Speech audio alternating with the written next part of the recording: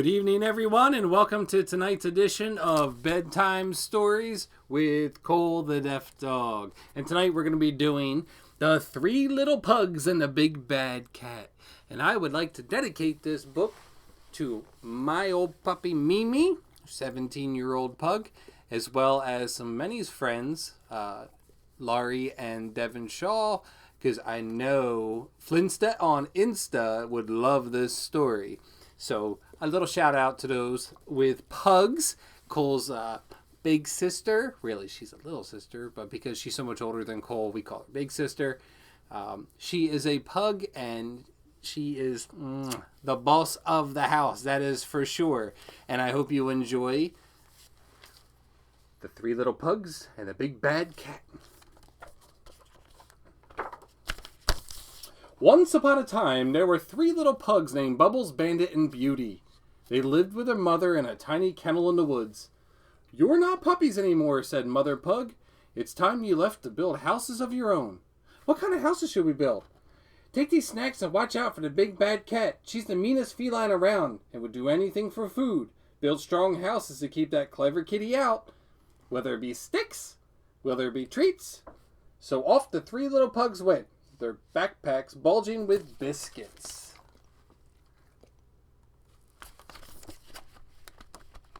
Does that look like your sister? Bandit and Beauty bounded ahead while Bubbles dragged his paws at the back. "I'm starving," he wailed, plopping himself down on the ground. "Can I just eat a couple of treats?" "You have to build a house first. Remember the big bad cat," warned Beauty. "Come back here, Tail." "Fine," said Bubbles, looking around. "Then I'll build my house right here out of this straw." And that's exactly what he did. Is the straw going to be enough to keep that big bad cat out? I guess we're going to have to see. As soon as Bubbles had finished building his straw house, he turned greedily to his food, licking his puggy lips. He opened his mouth wide as it would go, but before he could take a bite, he heard a noise outside. "Humph! Can a pug enjoy a meal in peace?" snorted Bubbles, and he waddled over to the window to take a look. Uh-oh. What a sight! Sharp, scratchy claws and a terrible twitching tail and mean, beady eyes.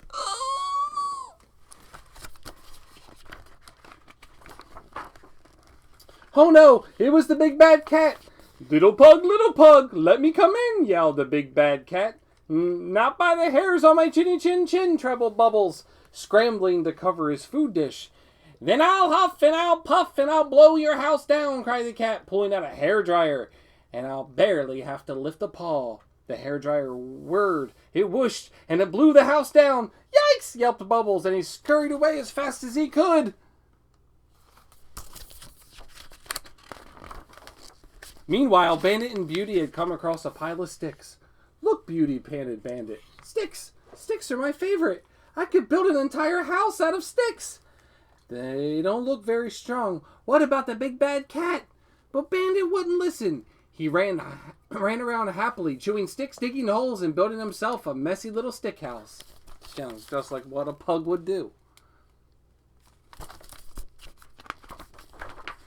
Bandit had just said goodbye to Beauty and was about to gobble up his first dog biscuit when Bubbles hurtled through his front door wheezing.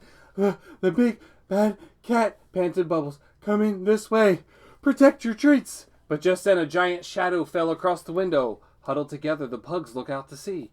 Sharp, scratchy claws, a terrible twitching tail, and mean, beady eyes. Oh no, it was the big bad cat! Again!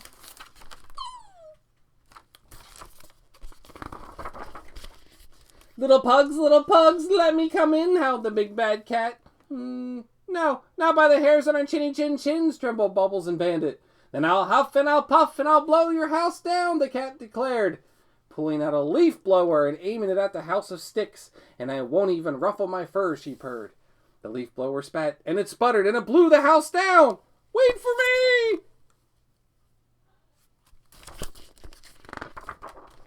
Deep in the forest, Beauty had walked and walked until she found a pile of bricks. She knew exactly how she'd build her house.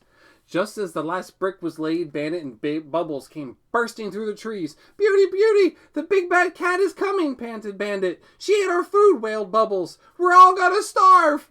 "Don't worry, everything is under control," said Beauty as she gathered her brothers into a huddle. "It's time for Plan B, boys. Now listen carefully."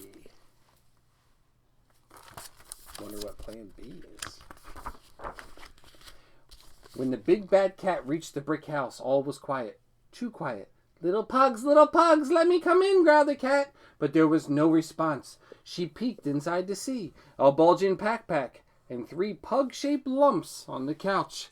"It's no use hiding," the big bad cat purred smugly. "I'll still huff and I'll puff and I'll blow your house down, and I won't even tangle a whisker." She pulled out a giant fan and pointed it at the brick house. The fan blustered and it blasted, but the house stood strong. This would call for something more powerful. Look at that fan. Whew. Like a jumbo jet, the engines revved and they roared, and the door to the brick house blew right open. The big bad cat strutted inside, victorious. But the backpack was full of sticks, and the lumps on the couch were nothing but cushions. The big bad cat was furious. She yowled and she howled, she hissed and she spat, with her eyes narrowed, her tail twitched, and she stamped her paws until... wonder what it's gonna be. "Muffin!" thrilled a voice through the trees. "Oh, Muffin, time for Din-Din!" With a flick of her tail, the cat trotted back home through the woods, discarding her disguises. "There you are, my itty-bitty muffin pie," said Mrs. Honeybun, scooping her up. If she only knew. "I have the most wonderful surprise for my pretty witty Muffy Wuffy. Come with me, princess." And she carried her inside the house. Ooh, boy. "Look who's joining the family. I know you're going to be the best of friends." And the 3 little pugs and a big bad cat lived happily ever after. Well, almost. I hope you enjoyed tonight's edition of Bedtime Stories with Cole, that cuddle bug. And we will see you all next time. Stay safe, everyone.